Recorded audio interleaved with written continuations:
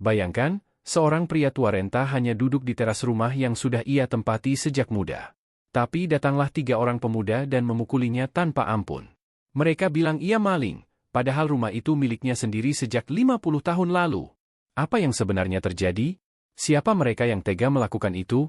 Dan, kenapa rumah itu sekarang dikuasai orang lain? Akan ada hal mengejutkan di akhir cerita. Simak sampai bab 6, dan jadikan ini pelajaran berharga. Assalamualaikum warahmatullahi wabarakatuh, sahabat semua. Jangan lupa tulis sholawat terbaik kalian di kolom komentar sebagai bentuk cinta kepada Nabi Muhammad SAW. Tulis juga asal daerah kalian, agar kita bisa saling mendoakan dalam kebaikan. Dan pastikan untuk like dan subscribe agar kisah-kisah penuh hikmah seperti ini terus hadir di layar kalian. Semoga yang sudah like dan subscribe, dilimpahkan rezekinya, dimudahkan segala urusannya, dan dijauhkan dari fitnah yang zalim. Amin ya robbal alamin. Namanya Haji Raji. Usianya sudah lebih dari 74 tahun. Ia adalah sosok yang dihormati di kampung sejak lama. Bukan karena jabatannya, melainkan karena kebaikannya. Dulu, ia pernah menjabat sebagai ketua RT, namun setelah pensiun, ia memilih hidup sederhana. Tak banyak bicara, tapi ringan tangan.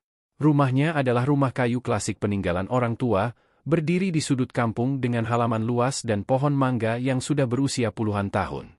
3 tahun terakhir, Haji Raji tinggal bersama anak bungsunya di kota.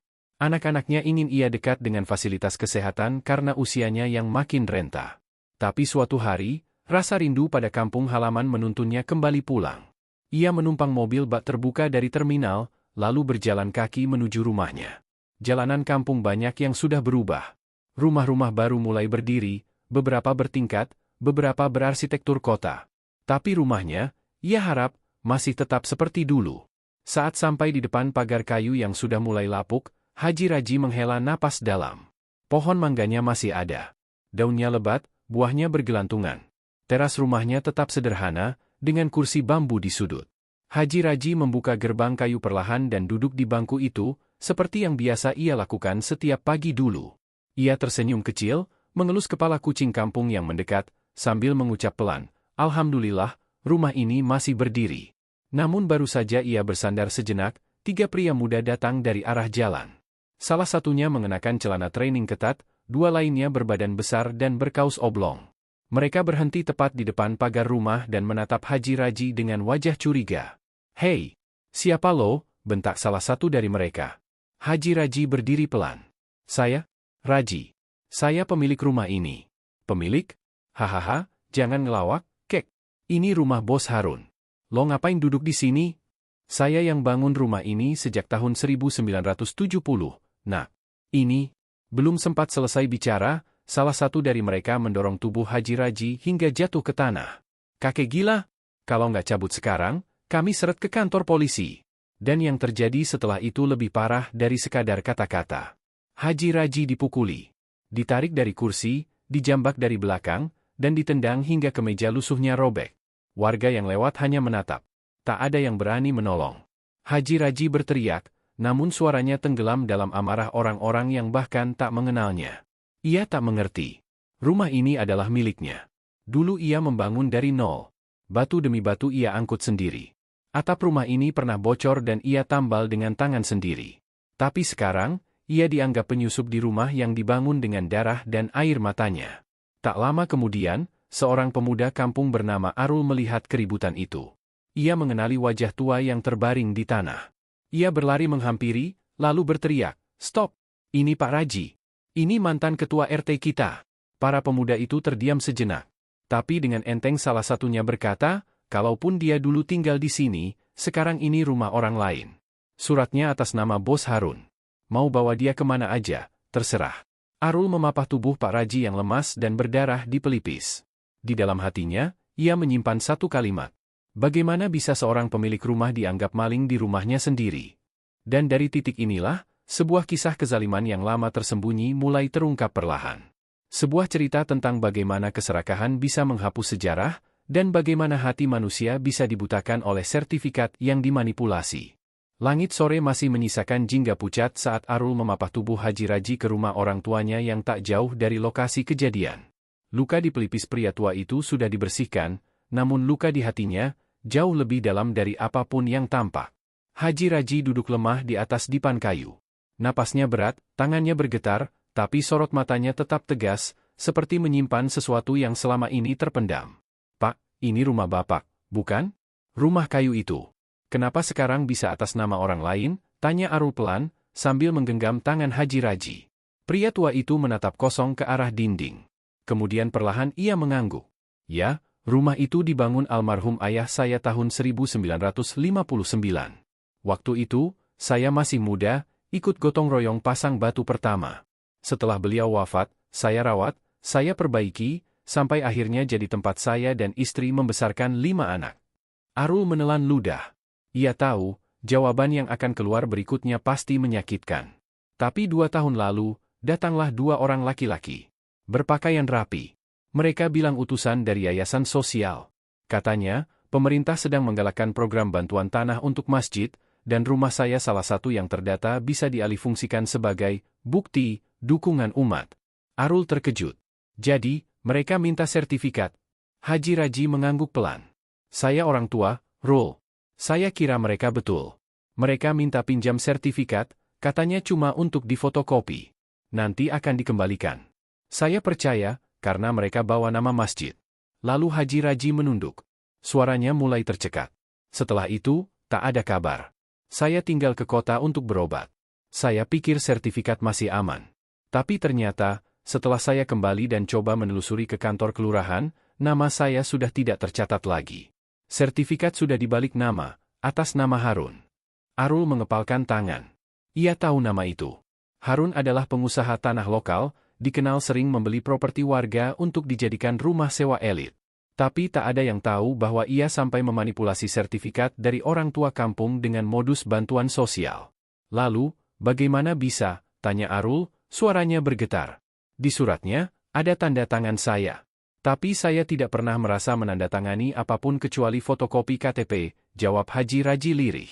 Arul tahu apa yang terjadi. Ini bukan sekadar penipuan biasa. Ini adalah penggelapan aset menggunakan surat kuasa bodong. Dan yang lebih menyakitkan, aparat desa diam.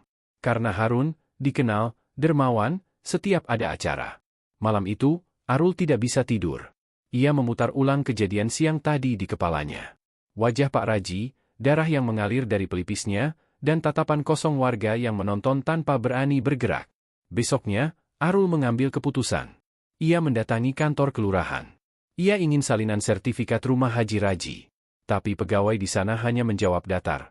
Sudah jadi milik Pak Harun. Lengkap, dengan saksi 2 orang warga dan tanda tangan pemilik. "Siapa saksinya?" bentak Arul. "Lihat sendiri," ucap si petugas sambil meletakkan salinan surat. Di sana tertulis 2 nama. Dan yang membuat Arul kaget, salah satunya adalah nama pamannya sendiri. Arul mengepalkan tangan. Ia tahu, ini bukan soal rumah. Ini soal martabat. Tentang bagaimana seorang lelaki tua diperlakukan seperti maling di tempat yang seharusnya memanggilnya tuan rumah. Dan sejak saat itu, Arul tahu, perjuangannya baru saja dimulai. 3 hari setelah kejadian, rumah Haji Raji masih berdiri. Tapi pintu pagarnya kini dilengkapi rantai dan gembok besar. Sebuah plakat kuningan kecil bertuliskan, properti milik Bapak Harun, dilarang masuk, dipasang di pagar. Tak ada warga yang berani protes? Kampung ini, seperti sudah ditelan diam yang panjang. Arul tak tinggal diam. Ia mulai mendatangi beberapa tokoh masyarakat, termasuk mantan kepala dusun dan guru ngaji lama Haji Raji. Banyak dari mereka mengangguk pelan, tahu bahwa yang terjadi adalah ketidakadilan, tapi semua sudah terlanjur dibungkam. "Arul," ucap Pak Udin, mantan kadus, "kami tahu rumah itu dulu milik Haji Raji. Tapi Harun datang bukan dengan ancaman. Ia datang dengan sedekah. Ia bantu masjid, renovasi jalan, dan setiap lebaran bagi-bagi sembako. Siapa yang sangka, ternyata, ada niat lain." Arul menggeleng. Sedekah tidak boleh menutupi kebusukan. Pak Udin menunduk. "Kau benar. Tapi siapa yang berani bicara? Bahkan pamanku sendiri ikut menandatangani surat yang mengalihkan nama sertifikat." Arul makin yakin, semua ini tidak terjadi tiba-tiba. Harun telah menyusun semuanya rapi. Dari mengirim utusan masjid ke Haji Raji, memanipulasi dokumen, hingga mencari 2 saksi yang diam-diam dibayar. Tapi yang membuat Arul tertekan, salah satu saksinya adalah pamannya sendiri, Pak Dharma, pria yang dikenal alim dan sering menjadi imam masjid. Malam itu, Arul memberanikan diri mengunjungi rumah Pak Dharma. Rumah itu tenang. Pak Dharma sedang duduk di beranda sambil membaca Al-Quran. Saat melihat Arul datang, ia tersenyum ramah. Tapi senyum itu berubah jadi datar ketika Arul membuka pembicaraan soal sertifikat Haji Raji. Paman, saya hanya ingin tahu satu hal. Apakah Paman sadar, nama Paman ada di surat saksi penyerahan rumah Haji Raji ke Harun? Pak Dharma menutup Al-Quran pelan. Tangannya bergetar. Saya tahu. Tapi saat itu, saya tidak tahu surat itu untuk apa. Mereka hanya bilang untuk pemutihan lahan. Arul menatap tajam. Lalu kenapa Paman tidak konfirmasi ke Haji Raji? Pak Dharma menunduk. Saya malu. Setelah tahu semuanya, saya takut bicara. Harun datang ke rumah, memberi sumbangan, lalu pamit. Seolah semuanya sah. Tangis Arul pecah. Satu rumah dicabut dari tuannya hanya karena beberapa orang memilih diam. Keesokan harinya, Arul memutuskan memviralkan kejadian itu. Ia unggah foto Haji Raji yang lebam, keterangan soal manipulasi sertifikat, dan bagaimana warga kampung membisu. Dalam beberapa jam, unggahannya diserbu komentar dan dibagikan ribuan kali. Tagar kembalikan rumah Pak Raji mulai trending di media sosial lokal. Namun langkah itu tidak tanpa risiko. Sore harinya, Arul menerima ancaman. 3 orang tak dikenal mendatangi warung ibunya, bertanya keberadaannya dengan nada tajam. Ibunya ketakutan. Malamnya, handphone Arul berdering terus-menerus dengan nomor tak dikenal. Tapi Arul tidak gentar. Ia justru menghubungi seorang jurnalis lokal, Rini, yang dikenal kritis dan vokal dalam isu agraria. Rini setuju turun langsung ke lapangan. Ia wawancarai Haji Raji, memotret rumah yang kini terkunci, dan mencocokkan cerita Arul dengan data dari kantor kelurahan. Ini lebih dari kasus penggusuran biasa, ucap Rini sambil mencatat. Ini soal sejarah yang dihapus dari catatan. Dalam proses investigasi, Rini menemukan bukti lebih mengejutkan. Di surat jual beli rumah tersebut, tanda tangan Haji Raji ternyata berbeda dengan tanda tangannya di KTP asli. Ada indikasi kuat bahwa tanda tangannya dipalsukan. Dan lebih parah lagi, oknum aparat desa kemungkinan ikut terlibat. Mereka mengesahkan surat tanpa verifikasi langsung ke pemilik asli. Saat bukti itu dikumpulkan, Rini menyiapkan laporan untuk disiarkan lewat kanal berita online nasional. Tapi sebelum tayang, kantor media tempat Rini bekerja menerima surat peringatan dari pihak pengacara Harun. Tekanan makin besar. Tapi begitu pula semangat Arul. Ia tahu, ini bukan sekadar memperjuangkan hak. Ini soal membela seorang lelaki tua yang telah dihancurkan bukan oleh orang asing, tapi oleh tetangganya sendiri. Dan hari itu, Arul bersumpah, rumah itu harus kembali. Atau setidaknya, nama Pak Raji tidak boleh hilang dari tanah yang dulu ia tanami dengan cinta. Pagi itu, di kampung kecil yang biasanya tenang, udara terasa berbeda. Warga mulai berbisik. Di ganggang sempit dan warung-warung kopi, nama Haji Raji kembali terdengar. Bukan karena kasak-kusuk biasa, tapi karena tayangan video dari kanal berita online nasional yang dibawakan jurnalis Rini telah menyebar. Video itu menampilkan wawancara eksklusif, wajah renta Haji Raji, duduk dengan tatapan sendu, berkata lirih. Saya tidak pernah menjual rumah itu, saya hanya pernah meminjamkan fotokopi sertifikat untuk urusan masjid. Lalu ditampilkan pula salinan dokumen dengan tanda tangan palsu, dan keterangan dari pakar hukum yang menegaskan adanya dugaan pemalsuan dan penggelapan. Di media sosial, tagar kembalikan rumah Pak Raji melonjak jadi trending nasional. Aktivis hukum mulai melirik kasus ini. Mahasiswa dari universitas sekitar ikut menyuarakan di forum digital. Bahkan seorang pengacara publik ternama menyatakan siap membantu secara pro bono. Namun reaksi terbesar justru datang dari Harun. Ia merasa terpojok. Reputasinya yang selama ini dibangun dengan amal sosial mulai dipertanyakan. Ia menggelar konferensi pers di depan rumah mewahnya, dengan mengenakan batik mahal, menyebut bahwa semua tuduhan adalah fitnah yang merusak nama baik dermawan. Namun saat ditanya soal bukti kepemilikan, ia hanya menjawab, semua sudah sah secara hukum. Kalau tidak percaya, silakan gugat di pengadilan. Di sisi lain, suasana batin Arul makin bergolak. Ia menerima banyak dukungan, tapi juga teror. Pesan ancaman datang silih berganti. Beberapa malam, batu dilempar ke atap rumahnya. Ibunya sampai jatuh sakit karena ketakutan. Namun malam itu, di tengah gelap listrik yang mendadak padam, Arul duduk bersila di depan ibunya sambil memegangi tangan Haji Raji. Lelaki tua itu menatapnya dengan sorot lembut. Rul, kalau memang tidak bisa kembali, tidak apa-apa. Rumah itu cuma bangunan. Yang penting, nama kita jangan hilang. Tapi Arul menggeleng. Pak Raji, saya tidak sedang berjuang soal rumah. Saya sedang berjuang agar sejarah tidak dicuri. Keesokan harinya, Arul bersama pengacara publik dan beberapa aktivis menggelar aksi damai di depan kantor kelurahan. Mereka membawa poster, spanduk, dan sebuah layang-layang besar bertuliskan, "Ini tanah kami. Jangan terbangkan hak kami seperti benang putus." Ratusan warga mulai datang. Awalnya hanya menonton. Tapi satu persatu mulai angkat suara. Ada yang menyumbang minuman. Ada yang membagikan nasi bungkus. Bahkan Pak Dharma, paman Arul sendiri, datang dan berdiri di barisan paling depan. Dengan suara gemetar, Pak Dharma angkat mikrofon. "Saya saksi palsu, saya mengaku. Saya tertipu. Dan saya malu. Tapi lebih malu lagi kalau saya terus diam." Tangisan pecah. Kamera-kamera wartawan merekam. Dan dari situ, gelombang dukungan meledak. Pihak kelurahan akhirnya tidak bisa menutup mata. Mereka mengeluarkan pernyataan resmi bahwa akan dilakukan audit ulang atas dokumen kepemilikan rumah Haji Raji. Badan Pertanahan Nasional mulai mengirim tim penyelidik. Bahkan lembaga ombudsman turun tangan menyelidiki kemungkinan keterlibatan oknum pemerintahan. Harun mulai panik. Rumor beredar bahwa ia mulai menjual aset-asetnya diam-diam. Beberapa aparat yang dulu membelanya kini menjaga jarak. Rumahnya sepi dari tamu. Bantuan sosialnya tidak lagi diterima. Dan hari itu, di halaman musola kampung, saat Arul berdiri membaca surat pengaduan resmi yang ia serahkan ke pengadilan negeri, warga kampung ikut menyaksikan. Dari kejauhan, Haji Raji berdiri dengan tongkatnya. Ia tersenyum kecil. Untuk pertama kalinya setelah sekian lama, ia berdiri tanpa ditolak oleh tanah sendiri. Dan saat azan zuhur berkumandang, suara itu seolah jadi saksi. Bahwa yang benar tidak selalu menang cepat, tapi selalu sampai di akhir. Seminggu setelah aksi damai yang mengguncang kampung, suasana mulai berubah.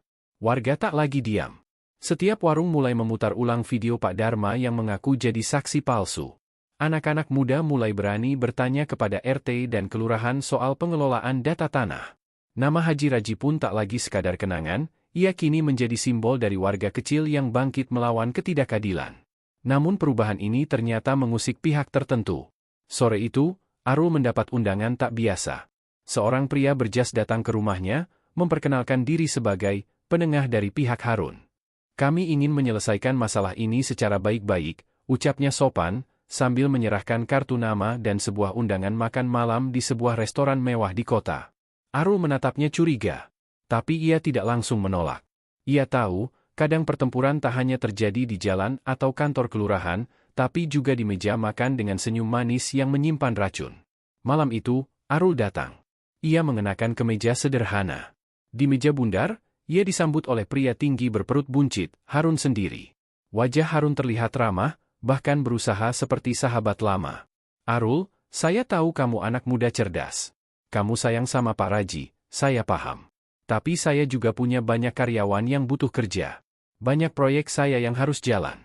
Arul diam. "Begini," lanjut Harun sambil menyodorkan map, "kami tawarkan ganti rugi. Bukan sekadar rumah, kami beri 2 rumah tipe baru, dan uang tunai 500 juta. Tapi kamu hentikan semua tuntutan. Jangan viralkan lagi. Biar semua kembali damai." Arul memandang map itu. Jernih, lengkap, legal, tapi kosong. Kosong dari kebenaran. Ia tersenyum tipis. "Pak Harun," katanya pelan, "Bapak salah satu orang paling cerdas yang pernah saya lihat. Tapi Bapak juga yang paling saya sesali. Karena semua kecerdasan Bapak tidak dipakai untuk memperbaiki, tapi menyembunyikan." Harun menegang. "Saya datang ke sini bukan karena uang, Pak. Saya datang untuk melihat, apakah Bapak masih punya sisa hati. Tapi ternyata, yang Bapak sodorkan, cuma amplop baru, untuk menutup luka lama." Arul berdiri. "Sampaikan pada hukum, kami akan lanjutkan sampai akhir." Keesokan harinya, Arul menyerahkan berkas lengkap ke pengadilan negeri. Dengan bantuan pengacara publik dan saksi-saksi baru, termasuk Pak Dharma dan mantan Kadus Pak Udin, gugatan resmi dilayangkan. Haji Raji menyaksikan itu dengan mata berkaca. Ia tak menyangka, di usia senjanya, masih ada yang mau memperjuangkan harga dirinya. Di tengah kebisingan laporan media, wawancara ulang, dan ancaman terselubung, Arul tetap tenang. Karena kali ini, ia tidak berjalan sendiri. Minggu itu juga, Kantor Badan Pertanahan Nasional merilis pernyataan awal, Adanya kejanggalan administrasi dalam proses balik nama sertifikat rumah Haji Raji. Proses audit menyeluruh dimulai. Dan saat itu pula, sejumlah nama aparat desa dipanggil untuk diperiksa. Langit kampung seolah sedikit lebih cerah. Anak-anak berlarian, dan pohon mangga di halaman rumah Haji Raji kembali berbuah. Dan di teras rumah orang tua yang dulu dianggap maling, kini selembar tikar dibentang kembali. Di atasnya, duduklah seorang lelaki tua, tersenyum sambil menatap langit, mengusap tasbihnya pelan. Ia tahu, rumah itu belum sepenuhnya kembali. Tapi perjuangan sudah menemukan jalannya. Hari itu, suasana kampung kembali hidup. Pohon-pohon tampak lebih hijau, burung-burung terdengar lebih riang, dan di halaman rumah tua yang dulu disebut milik orang lain, kini tampak tikar usang telah kembali dibentangkan. Di atasnya, duduk seorang lelaki tua, Haji Raji, dengan senyum damai di wajahnya, memegang tasbih di tangan, dan matanya menatap anak-anak kecil yang bermain di bawah pohon mangga. Perjuangan panjang itu belum selesai secara hukum. Sidang masih berjalan. Tapi keadilan tidak selalu menunggu palu hakim. Sebab, keadilan juga bisa tumbuh dari pengakuan. Dan saat aparat desa akhirnya meminta maaf secara terbuka di hadapan warga, saat pengacara Harun menarik diri dari kasus dengan alasan, klien tidak lagi kooperatif, dan saat plakat kuningan di pagar rumah diganti dengan nama asli pemilik pertama, maka bagi Haji Raji, semuanya telah cukup. Arul berdiri di sisi pagar rumah, menatap pemandangan itu dengan mata berkaca. Ia tidak berbicara banyak, hanya mengangguk saat Haji Raji menepuk bahunya pelan. Kamu telah mengembalikan bukan hanya rumah, tapi juga harga diri, kata lelaki tua itu pelan. Tikar yang dibentang kini menjadi tempat berkumpul warga. Ada yang bercerita, ada yang membawa jajanan, dan ada pula yang hanya duduk dalam diam, menyerap kembali kenangan akan kampung yang sempat dibekukan oleh ketakutan. Sore itu, saat langit mulai menguning, Arul duduk menulis di sebuah buku kecil yang biasa ia pakai untuk mencatat kisah-kisah kecil di sekelilingnya. Di halaman depan ia menulis, keadilan itu seperti matahari sore. Kadang datang terlambat, tapi tetap membuat bayangan panjang yang menyejukkan hati mereka yang sabar menunggu. Dan di bawahnya, ia menuliskan nama. Untuk Haji Raji. Lelaki tua yang tak pernah meninggikan suara, tapi berhasil menggetarkan kampungnya sendiri. Sahabat yang dirahmati Allah, kisah ini bukan hanya soal rumah dan sertifikat. Ini adalah kisah tentang harga diri yang hampir dipijak, tapi akhirnya ditegakkan kembali dengan doa dan keberanian. Kadang, kita terlalu percaya pada kertas-kertas legal, dan lupa bahwa yang membuat kita layak memiliki sesuatu bukan hanya karena surat, tapi karena pengorbanan dan jejak cinta yang pernah ditanam. Balon ucapan maka marilah kita jaga orang-orang tua kita. Hormati sejarah mereka, rumah mereka, warisan mereka. Bukan hanya untuk dibanggakan, tapi untuk disyukuri. Tulis sholawat terbaik kalian di kolom komentar. Sebutkan asal daerah kalian, sebagai wujud silaturahmi. Klik like dan subscribe agar kisah penuh makna seperti ini terus hadir, jadi pengingat dan pelajaran bersama. Dan bagi kalian yang sudah like dan subscribe, semoga rezekinya berlimpah, keluarganya dijaga Allah, dan rumahnya selalu menjadi tempat yang kembali menerima tuannya dengan damai. Wassalamualaikum warahmatullahi wabarakatuh.